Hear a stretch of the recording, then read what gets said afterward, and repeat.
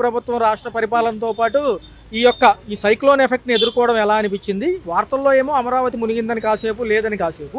మరి ఇటు విజయవాడలో సంబంధించి ఈ బుడమేరు ప్రాంతం ఎలా అనిపించింది? సింగనగర్ కానివ్వండి, అజిత్ సింగ్ నగర్, ఇవన్నీ ఎలా ఉంది? నా పేరు శ్రీనివాస్ ప్రసాద్ అండి. అయితే ముందు వచ్చే ఉరవడి కన్నా కూడా ఉపెత్త కంటే కూడా ఫేక్ న్యూస్లు ఎక్కువైపోయినాయి. ఇప్పుడు అమరావతి ఉందండి, అమరావతిలోని 28 గ్రామాలు కొన్ని సంవత్సరాల నుంచి ఉన్నాయి. అవి మునగలేదు కదా. ఎప్పట్లాగే ప్రజలు ఉన్నారు, వాళ్ళు దైనందిన కార్యక్రమాలు పాల్గొంటున్నారు. వరదలు వాళ్ళు కూడా చూసారు, ఎన్నో వరదలు. కానీ ములిగిందన్న మాట ఎప్పుడూ లేదు కదా. నిరంతరంగా వాళ్ళు చేస్తున్నారు. ఇప్పుడు రాజధాని అయిన తర్వాత ఇప్పుడు ఎట్లా ములుగుతుంది? అప్పుడు ములగంది, పైగా ఏదో కొండవీడి వాగి ఏదో కొద్దిగా వచ్చేది ఎలా ఉంటుంటే చంద్రబాబు నాయుడు గారు దాన్ని క్లియర్ చేశారు. ఇప్పుడు లేనిపోయిన దానికి ఎందుకండి? ఇప్పుడు ఇంత ఎందుకండి? ఒక పెద్దవాన పట్టిందంటే ఈ రోడ్లు నిండుతాయి. ఆ రోడ్లు నిండిందని సింగనగర్ మునిగిపోయిందంటే అట్లా. వన్ టౌన్ ఉంది, వన్ టౌన్లోని వాన వస్తే చాలు రోడ్లు మొత్తం మునిగిపోతాయి. వన్ టౌన్ అంతా మునిగిపోయిందంటే అట్లా. ఖాళీ ప్రదేశం ఉన్నప్పుడు వాన పడుతుంది, నీళ్ళు వస్తాయి. ఆ నీళ్ళు ఒక 4 అంగుళాల లోతున్నా కానీ పెద్ద చెరువులా కనిపిస్తుంది, తాడి చెట్టు లోతున్నా కానీ చెరువులా కనిపిస్తుంది. ఆ 4 అంగుళాల లోతును కూడా వీళ్ళు పెద్ద బూచిగా చూపించి ఫేక్ న్యూస్ ఇప్పుడు అమరావతి మునిగిపోయింది. సరే, అదే అమరావతిలోని గత సీఎం గారు కూడా 5 సంవత్సరాలు పరిపాలించారు కదా సార్. హైకోర్టు ఉంది, అది పనిచేసింది నిరంతరాయంగా. ఇప్పుడు చంద్రబాబు నాయుడు మళ్ళీ ముఖ్యమంత్రి అక్కడే ఉన్నారు. జగన్మోహన్ రెడ్డి గారు కూడా ఇల్లు కట్టుకునే ఉన్నారు. అవి ఏమీ మునగలేదు కదండి. ఫేక్ న్యూస్లు పెడతాం చాలా తప్పు అండి. ప్రజల్ని తప్పుదారి పట్టించకూడదండి. ఇదే విధానంలో సరే, విశాఖ ఉక్కు మరోసారి ప్రైవేటీకరణ అంటూ ఒక 3 రోజుల నుంచి హడావుడి మొదలైంది. అక్కడ కార్మికులు ఆందోళన పడుతున్నారు. గతంలో ప్యాకేజ్ వచ్చింది, ఆపారు. బీజేపీ నాయకులు, పవన్ కళ్యాణ్ గారు ఇవన్నీ పోటాపోటీగా ఆగడం జరిగింది. మరి 44 డివిజన్ల కింద విడగొట్టి ప్రైవేట్ పరం చేస్తే రేపు అమౌంట్లు వస్తాయి. ఈ ఉత్పత్తి మళ్ళీ పునఃప్రారంభిస్తే కానీ మనం రేపు రాష్ట్ర భవిష్యత్తు ఉంది కాబట్టి అంటున్నారు. ఏ విధానంగా? సరే, అలా చేయటం వల్ల నిధులు వస్తాయని వీళ్ళు చేసే ప్రక్రియ మంచిదే. కాకపోతే ఇప్పుడు కూటమి ప్రభుత్వం, బీజేపీ ప్రభుత్వం, జనసేన, టీడీపీ మొత్తం ముగ్గురు ఇన్వాల్వ్ అయ్యే మన రాష్ట్రాన్ని పరిపాలిస్తున్నారు. ఇప్పుడు కేంద్రంతో మన సత్సంబంధాలు ఉండబట్టి ఇప్పుడు వాళ్ళు కూడా ఇక్కడ మనతో కలిసి పనిచేస్తున్నారు. కాబట్టి విశాఖ ఉక్కుని ఎటు పోనివ్వకుండా హామీ ఇచ్చారనే ఉద్దేశంతో చంద్రబాబు నాయుడు గారు మనకి అందరికీ ధైర్యం చెప్పడం జరిగింది, విశాఖ వాసులందరికీ కూడా. దీనివల్ల నష్టమేం లేదండి. విశాఖ ఉక్కు ప్రైవేటు పరం అవుతున్నది మాత్రం నిజం జరగదు. ఇంకా ఆ గతంలో జరిగిన దానికి ఎవరు స్పందించకుండా ఏమి చేయకుండా అట్లా ఉంచడం వల్ల 4 ఏళ్ళు 3 ఏళ్ళు అలా నానటం వల్ల ప్రజలు నానా ఇబ్బంది పడ్డారు. గత పాలకులు కూడా వాళ్ళకి ధైర్యం చెప్పలేకపోయారు. కానీ చంద్రబాబు నాయుడు అది ఎక్కడికి పోదని చెప్పేసి ఎలక్షన్లు రాకముందు, ఆయన ముఖ్యమంత్రి అవ్వకముందు కూడా చెప్తున్నాడు.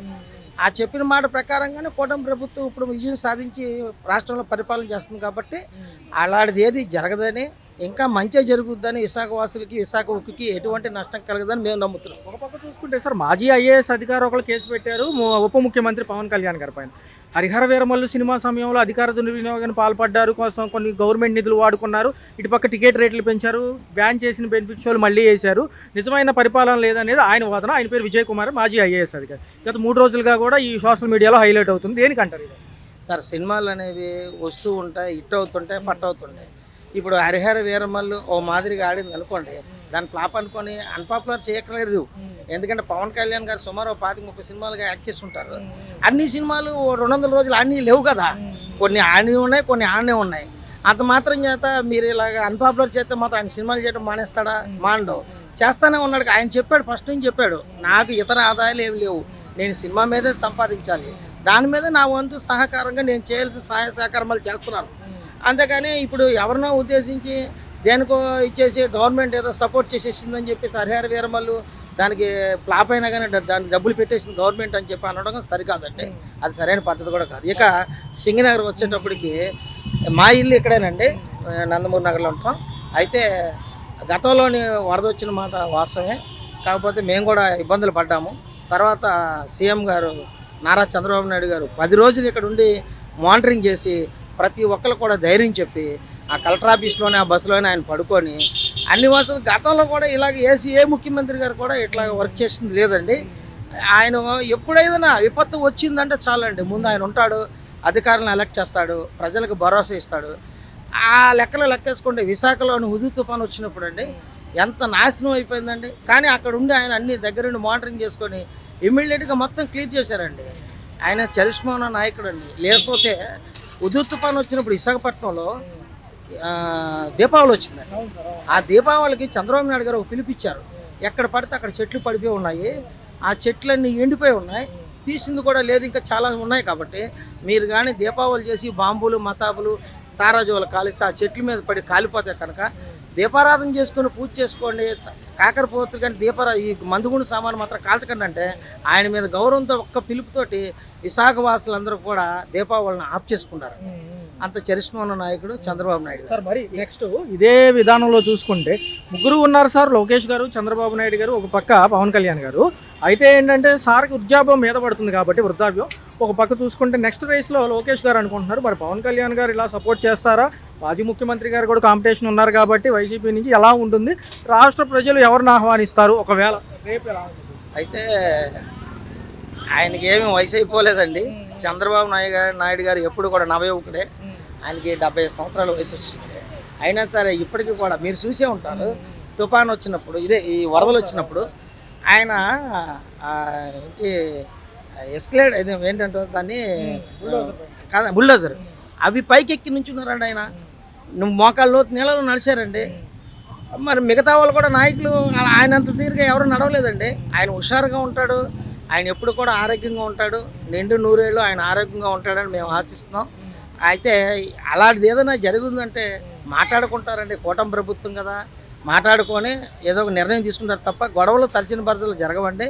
ఇంకొక 15 సంవత్సరాల పాటు మేము కలిసే ప్రయాణం చేస్తామని మన పవన్ కళ్యాణ్ గారు కూడా ఆయన చెప్పారు, మాట ఇచ్చారు. ఎందుకంటే వాళ్ళు 15 సంవత్సరాలు అలా కలిసి ప్రయాణం చేస్తేనే మన దేశం మొత్తంలో మన ఏపీ అగ్రగామిగా ఉంటుందని వాళ్ళు చెప్పిన మాట వాస్తవం అవుతుందండి. దీనికోసం ప్రజలందరూ కూడా కట్టుబడి ఉంటారని చెప్పేసి మేము అనుకుంటున్నామండి. అంత అరాచకాలు ఏం జరగవని అనుకుంటున్నాం. మాట్లాడుకుంటారు నాయకులు. చూసుకున్నట్లయితే ఇదే ఏరియాలో ముంపు ప్రాంతంలో ఉన్నాము, బాగా వరదలు వచ్చాయి, మొత్తం దేశం అంతా కూడా కన్నేసింది విజయవాడ వరదలకు సంబంధించి. మరి ఈ సంవత్సరం ఎలా ఉంది? ఇన్ని వర్షాలు పడ్డాయి, మొన్న 3 రోజులు వాన కూడా గట్టిగానే కురిసింది. ఈ యొక్క తుఫాన్ ఎఫెక్ట్ కూడా ఉన్నప్పటికీ కూడా నీళ్ళు ఎంత వచ్చినా కానీ కృష్ణానదికే మళ్ళించారు. వెలగలేరు గేట్లు కానివ్వండి, ఈ కట్టలు పోసారు కదా అక్కడి నుంచి కూడా, ఎలా అనిపించింది? ప్రస్తుతానికైతే సార్ గారు బుడమేరులో అయితే నీళ్ళు లేవు, కృష్ణానది అయితే పొంగుతుంది, అటు ముల్లేరు పొంగుతుంది. ముల్లేరు పొంగితే వెలగలేరు జక్కంపూడి అవి కట్టలు దిగితే ఇటు వరద వచ్చే సూచన ఉందండి సార్ గారు. ఇంకోటి సార్ గారు మహిళలకి బస్సు ఫ్రీ పెట్టారు, బాగానే ఉంది. ఆటో వాళ్ళు ఏం చేయాలి సార్ గారు? వాళ్ళ పరిస్థితి కొంచెం అధ్వానంగానే ఉంది ప్రెజెంట్ అయితే. ఇంకోటి సార్ గారు మహిళలు వేస్తేనే చంద్రబాబు నాయుడు గారు గెలిచారా? మగోళ్ళు ఓట్లేదా? మగోడు మాడాగాడా? నేను అడుగుతున్నా. భారత రాజ్యాంగ చట్టం డాక్టర్ బిఆర్ అంబేద్కర్ గారు తీసుకొచ్చారు. ఓటు వేసే ప్రతి ఓటర్కి అడిగే హక్కు కూడా ఉంది. మరి ఇది కరెక్టేనంటారా చంద్రబాబు నాయుడు గారు చేసింది? ఏమంటారు? నెక్స్ట్ కూడా చంద్రబాబు నాయుడు గారి కంటే కూడా ఈ లోకేష్ గారిని సీఎం చేద్దామని ఉందంటున్నారు. మరి ఆహ్వానిస్తారా ప్రజలు? ఒక పక్క మాజీ ముఖ్యమంత్రి గారు జగన్ గారు ఉన్నారు, ఇటు పక్క పవన్ కళ్యాణ్ గారు కూడా ఉన్నారు కదా. లోకేష్ గారిని ముఖ్యమంత్రిగా చేస్తే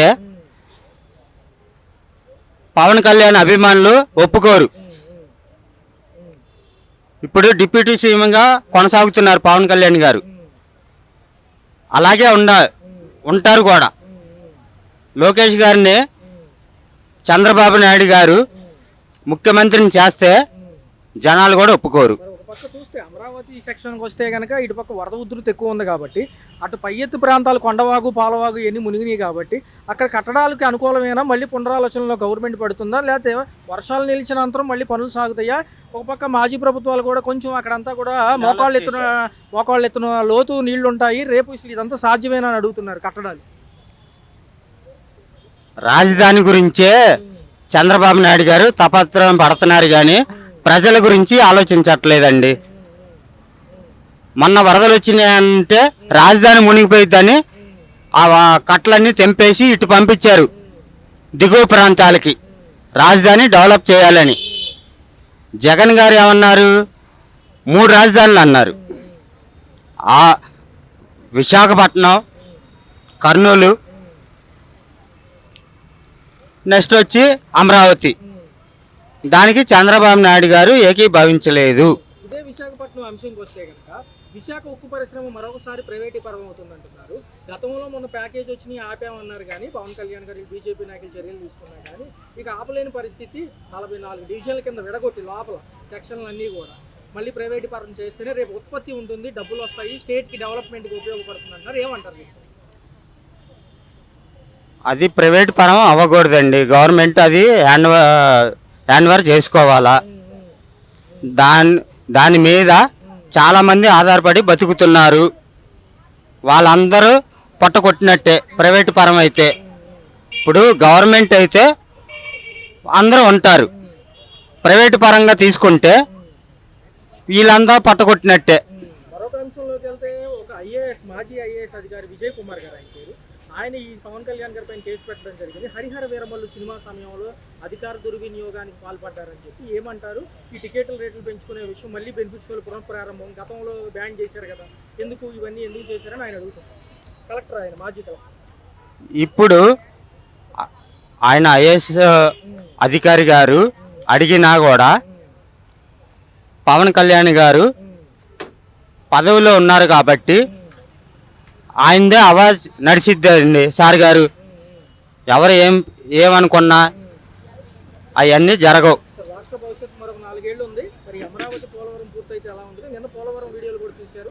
ఈ కాపర్ డ్యామ్ కొంచెం పడిపోవడం, ముంపుకు గురవడం, తోసుకురావడం అలా జరుగుతుంది. ఏమంటారు? అది అవుతుందంటారా లేకపోతే మళ్ళీ next election common? Polavaram Chandrababu Naidu గారు పూర్తి చేస్తా అన్నారు. జగన్ హయాంలోనే అయిపోవాల్సింది. సార్ గారు ఆగింది. ఈసారి చంద్రబాబు నాయుడు గారు కంప్లీట్ చేసి నేను కంప్లీట్ చేశానని చెప్తానన్నారు.